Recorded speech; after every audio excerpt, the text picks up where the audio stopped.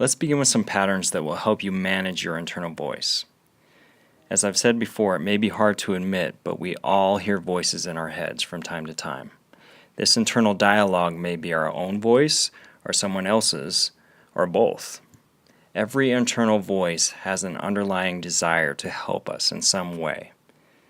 It only has positive intentions. I know this is hard to believe because sometimes that voice will be mocking or snotty, but no matter how this voice sounds, you have to remember that it's coming from you. Your brain is creating it, so it has a positive intention. It's trying to help you in some way. So let's start with a pattern that will help you make this internal voice your ally. We're going to actually have a conversation with this voice inside of our heads. You don't have to actually speak out loud as you do this, and if you do that, it would actually be pretty weird. But literally, you're just going to be talking to yourself inside of your mind. This is called the negotiating with your voice pattern. Let's give it a try. Step 1. Invite the voice to communicate with you.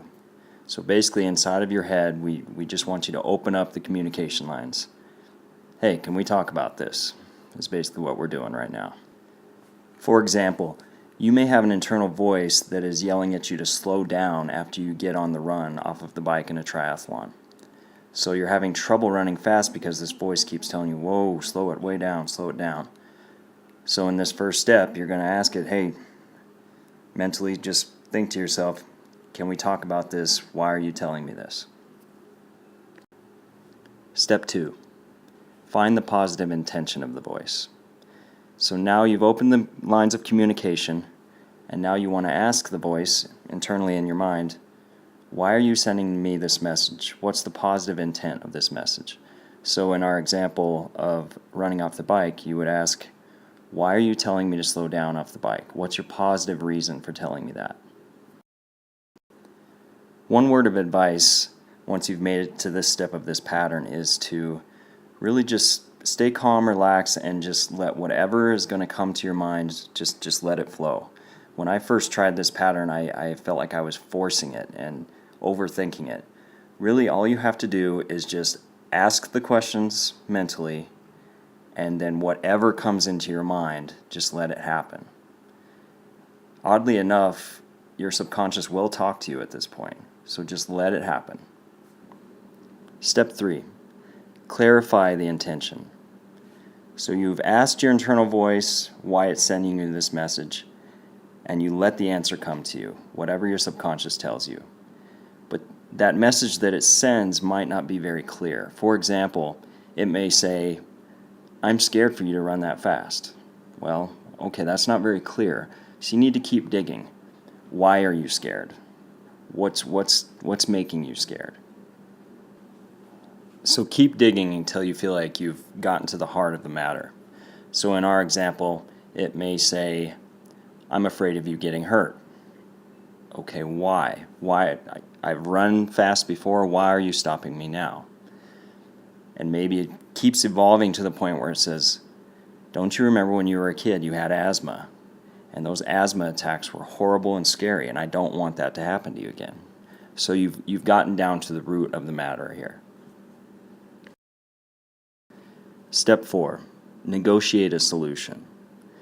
So at this point, once you've gotten to the heart of the matter, you may already have a clear idea in your mind of how this can be fixed.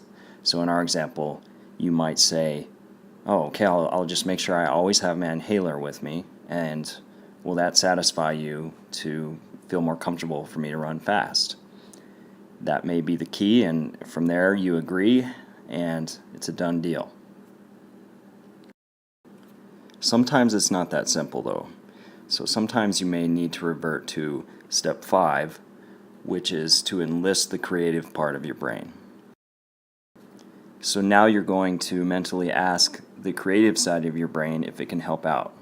Hey, we can't come up with a solution to this.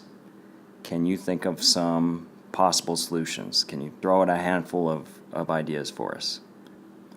This is where the pattern gets a little weird, a little tough to comprehend, because what we're going to do is literally just let the creative side of our brain go. we may never know what it comes up with. In fact, we probably won't know what it comes up with. But you just let it go and you ask it to come up with solutions and let you know when it's done.